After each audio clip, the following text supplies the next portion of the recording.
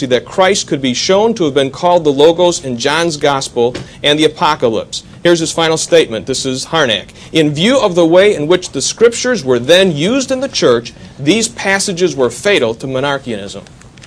That's Harnack. From A History of Christianity by Kenneth Scott LaTourette, Harper and Row, 1953, page 260 and 261. Platonism had a marked influence on Christianity.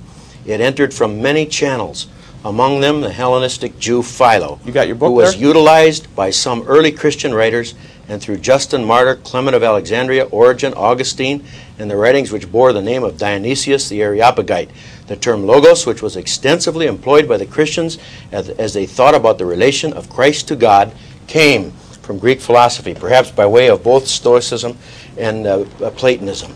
I have Irenaeus and right here Tertullian. with me. This is from Rufus M. Jones, were the first church Christian teachers to begin the formation of a definite doctrine.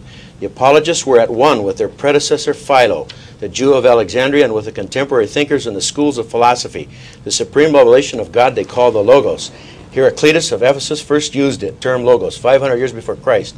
Philo, the famous Hellenist in the first half of the first century, fused the Greek and Hebrew conceptions into one single blend of immense importance and of momentous future influence. Logos is the divine agent, the image of God, the firstborn Son of God, sometimes called by Philo and later writers the Theos, the second God. Now we could quote sources back and forth. Why don't you go back to a few pages more and tell them what Laterat really said? Read it. Okay? Talking about, the title on this is Jesus and the Gospel, the Foundation of Christianity. Not talking about 100 years after, or 200 years after.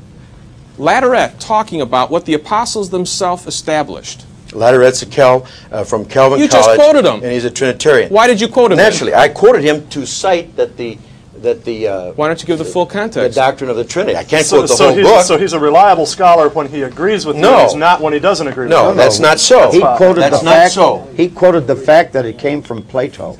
Doesn't say that here in 59, page 59. Well, look on page 260 and 261, 1953 edition, and it will say that. And I did not take the quote out of context. Yes, I can read from you that if it came from, first of all, the church Scriptures themselves, which is what he's saying on page 59, Look, then why do you have to worry about Philo later on? It doesn't make any difference to us where it came from. It's the Bible that we're talking about. But he's saying it came from the Bible. That's the point, Bob. Well, sure. Dr. Martin says the doctrine of the Trinity came from the Bible. LaTourette's a Trinitarian. J.N.D. Kelly said that these influences that were heretical, they were the ones that came from the Greek philosophers, and the Christians were trying to speak to those points. As a matter of Hippolytus wrote his entire Philosophumena and his entire refutation of all heresies, tracing person by person back down the historical trees of the thoughts of Noetus and Callistus and Zephyrinus and Sabellius, tracing their thoughts back to their historical roots in the Greek philosophers. That was the entire purpose of Hippolytus's work. They were just as much into using Greek philosophy as a tool to help them formulate ideas as the Trinitarians were. The fact is, the tool does not determine the outcome of your thinking. The fact is Bob, that you said something here I've got a quote on, comment on. I'm not debating this with you now. It's not a debate with you. I'm simply saying I did not write the letter that John sent you. I never saw the letter that John sent you. I'm sorry, I had nothing to do with that. It's a true statement. I'm here because John thought it would be a good idea. I've been on a number of programs that he did on other subjects. There was no collusion on our part, whatever. And I responded to a challenge I received, just the same type that you gave me here, from many United Pentecostals, and I said, designate a spokesman, I'll be here. And there was no intent or thought to construct something or stack the deck. If we wanted to stack the deck, Cal or myself, I didn't even know Cal was coming until 3 days before. I was the one that called So Cal. he called Cal. I didn't even know he was coming. I thought you and I were going to do it, or Nathaniel Urshenson and you and I were going to do it. I had no idea Cal was coming. The point that I'm making is this, on our part, we came here honestly too to debate these issues because we feel that they're very important issues. We feel that you don't understand us, and I'm sure you feel that we don't understand you.